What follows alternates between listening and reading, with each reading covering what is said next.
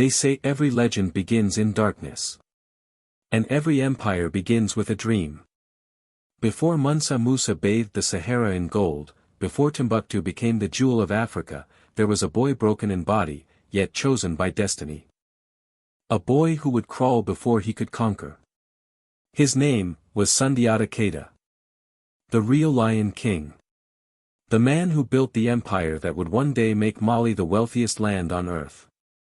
Long ago, in the kingdom of Niani, a hunter arrived at the royal palace with a prophecy: a great king shall be born to you, Soumaoro. But his mother will be a woman of strange appearance, a buffalo woman.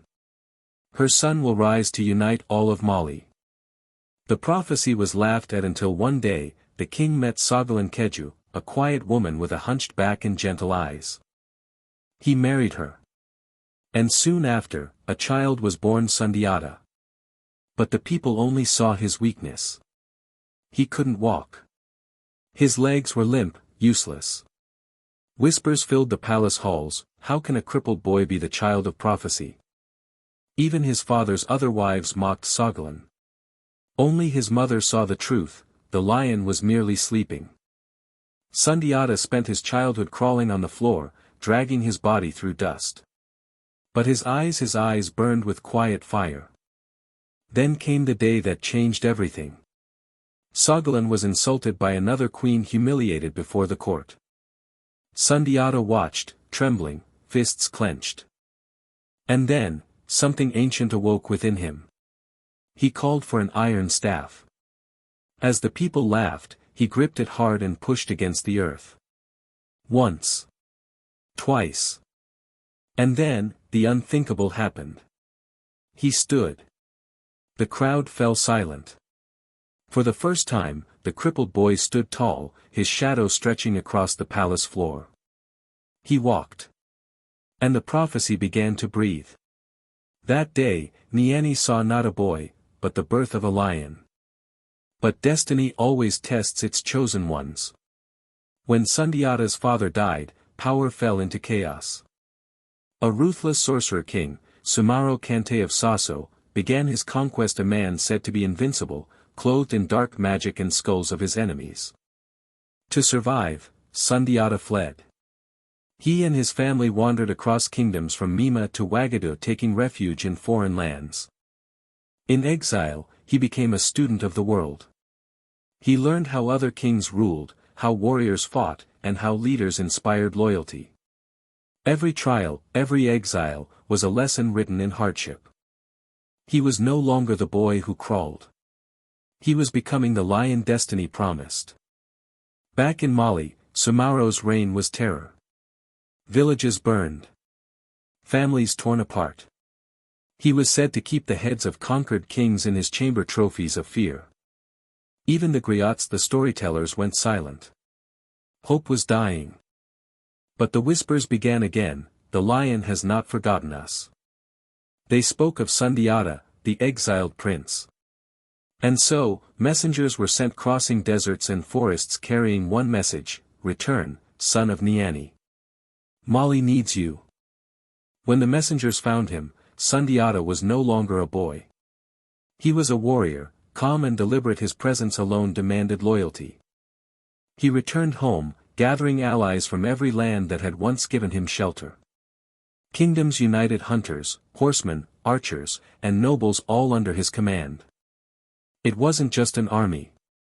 It was the heartbeat of a people reclaiming their future.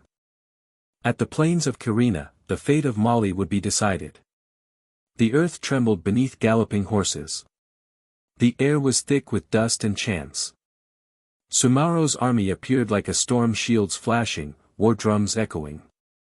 He rode out, covered in charms and amulets, believing no blade could harm him. But Sundiata had learned his secret. From the hunters came a special arrow tipped with the spine of a white rooster, the only weapon said to pierce the sorcerer's magic. When the moment came, Sundiata drew his bow. The arrow flew, and Soumaoro vanished into the wind, his spell broken, his empire undone. Mali was free. After victory, Sundiata did not crown himself king of kings, he called himself the builder.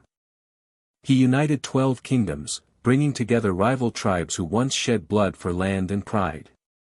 He established the Bara, a great council of elders, one of Africa's earliest forms of representative government. He restored trade routes, encouraged learning, and protected the weak. From gold mines to salt caravans, Mali flourished, a beacon of order and prosperity. Timbuktu, Gao, and Niani became the jewels of the empire. The lion had built a kingdom of peace. As the years passed, Sundiata grew older. He was no longer the boy who struggled to stand, but the man who had lifted an entire nation. When he died, his body was said to vanish into the waters of the Sankarani River, a king returning to the spirit of the earth he once ruled. But his story never died. Griots sang it from village to village, across centuries. And long after, his descendant Mansa Musa would carry that same lion's legacy, spreading Mali's glory across the known world. They say the lion of Mali still walks the sands at night, guarding the land he built from dust and destiny. Sundiata's journey reminds us greatness isn't born in palaces. It's forged in struggle, exile, and faith. He wasn't destined to walk, yet he walked across history.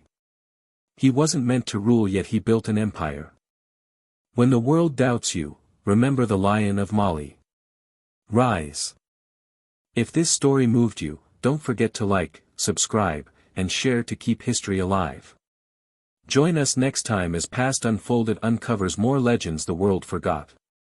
Because every story has a heartbeat, and we're here to make it echo again.